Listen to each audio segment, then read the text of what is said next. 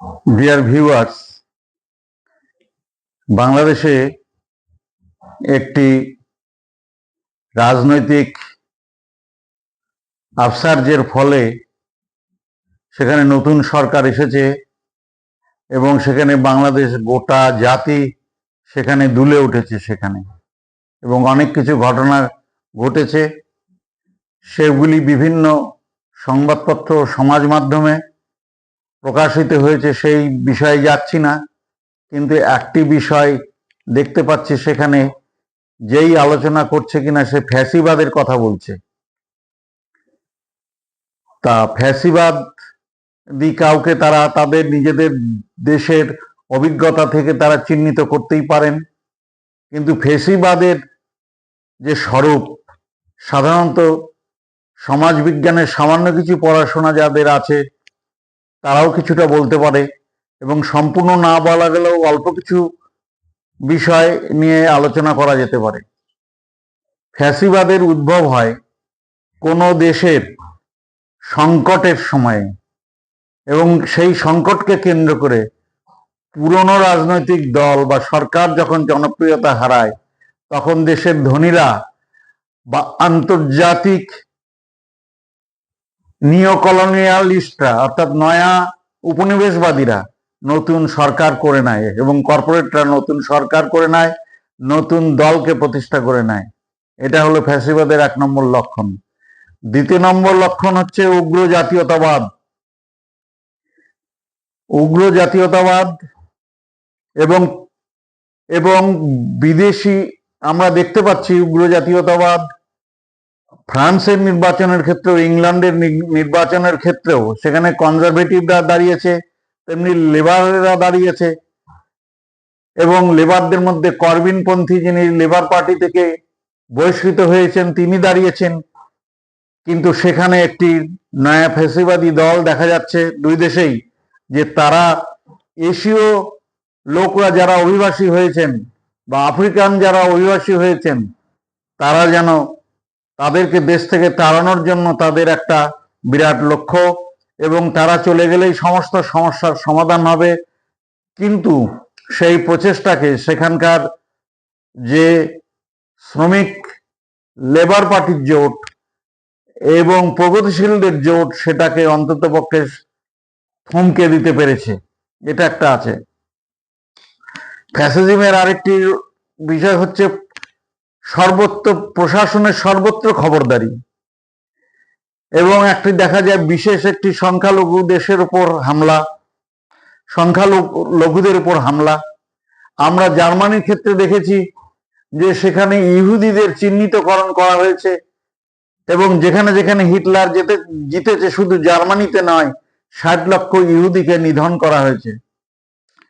বাংলাদেশে এই পালাবদলের পরে সাম্প্রদায়িকভাবে না হোক বলা হচ্ছে, অন্ততপক্ষে তাদের বিশেষ রাজনৈতিক ঝোঁক থাকার জন্য সংখ্যালঘুরা এবং একটি রাজনৈতিক লোকেরা কিন্তু প্রচুরভাবে আক্রান্ত হয়েছে, সেখানে ভীষণভাবে আক্রান্ত হয়েছে। এই একটি ঝোঁক, এবং মুখে অধিকতর গণতন্ত্রের কথা বললেও কিন্তু কোন ফ্যাসিবাদী সরকারের কিন্তু ক্ষমতা সম্পূর্ণ হাতের মুঠোর মধ্যে নেওয়ার একটা ব্যাপক প্রবণতা থাকে, এবং আরেকটি প্রবণতা থাকে ব্যাপক মুক্ত বাণিজ্য এবং কর্পোরেট মুখী ঝোঁক তাদের একটা থাকে, এবং তারা দেশের লোককে পররাজ্য গ্রাসের স্বপ্ন দেখায়। কারণ অতীতে কোন দেশ কার দখলে ছিল সেই স্বপ্ন দেখায়, কার উপনিবেশ ছিল সেই স্বপ্ন দেখায়।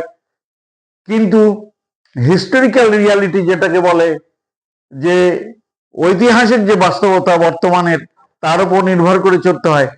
এরকম হিস্টোরিক্যাল রিয়ালিটিকে বাদ দিয়ে যদি পুরনো আমলে কে কোথায় দখল করেছিল, তাহলে তো অনেক দেশকেই অনেক দেশের সঙ্গে যুদ্ধে লেগে যাবে। আজকে আমাদের পাল রাজত্বের আমলে সুদূর মধ্য এশিয়া পর্যন্ত ভারতের সাম্রাজ্য বিস্তীর্ণ ছিল, এবং পশ্চিমে গোদাবরী নদী পর্যন্ত বিস্তৃত ছিল হচ্ছে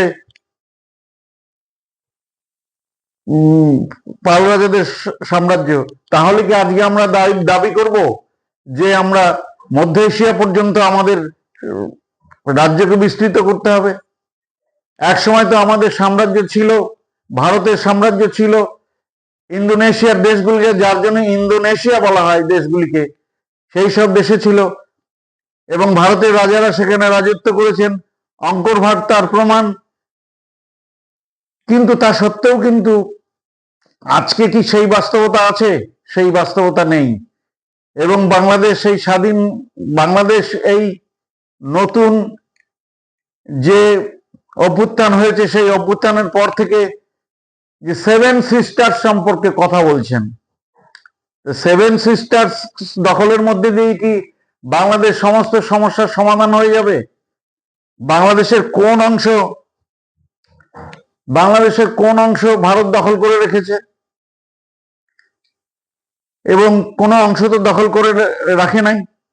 কাজে দেখা যাচ্ছে আপনারা নতুন যারা ক্ষমতায় আসছেন তাদের মধ্যেও কিন্তু ফ্যাসিবাদী ঝোঁক আছে।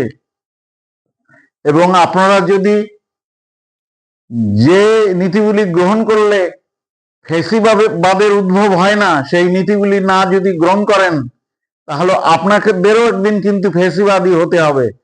সমাজ মাধ্যমে ছাত্র আন্দোলনে যারা আন্দোলন গ্রহণ করেছে তারাও বলছে যে আজকে যারা ক্ষমতা দখল করেছেন তারাও হয়তো একদিন চলে যাবেন।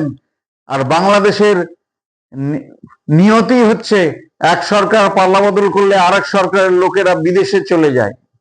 তো কাজেই বাংলাদেশের এই রোগ আছে। তো এবং তার পরবর্তীকালে আমরা দেখতে পাচ্ছি যে বাংলাদেশে মাজারগুলো ভাঙা হচ্ছে। আগে মন্দির ভাঙা হয়েছে, তারপরে মাজারগুলো ভাঙা হয়েছে। সেখানে যেখানে সুফি সম্প্রদায়ের যে মাজার, সেখানে হয়তো সুফি সম্প্রদায়ের সঙ্গে আল্লাহর আরাধনা প্রসঙ্গে যদি ন্যূনতম কিছু ফারাক থাকে, ন্যূনতম কিছু পার্থক্য সহ্য করতে পারে না, এটাই হচ্ছে কিন্তু ফ্যাসিজমের লক্ষণ। তো কাজেই আলোচনাকে দীর্ঘায়িত করব না। শব্দগুলি ব্যবহারের পূর্বে আপনারা বাংলাদেশের পক্ষ থেকে একটি জনমুখী সরকার গড়ে উঠুক এবং সেখানে জনগণের দুঃখ ঘুচুক এবং প্রতিবেশীদের সুসম্পর্ক স্থাপিত হোক, এই প্রত্যাশা রেখে আলোচনা শেষ করছি। আপনারা সবাই ভালো থাকবেন। নমস্কার।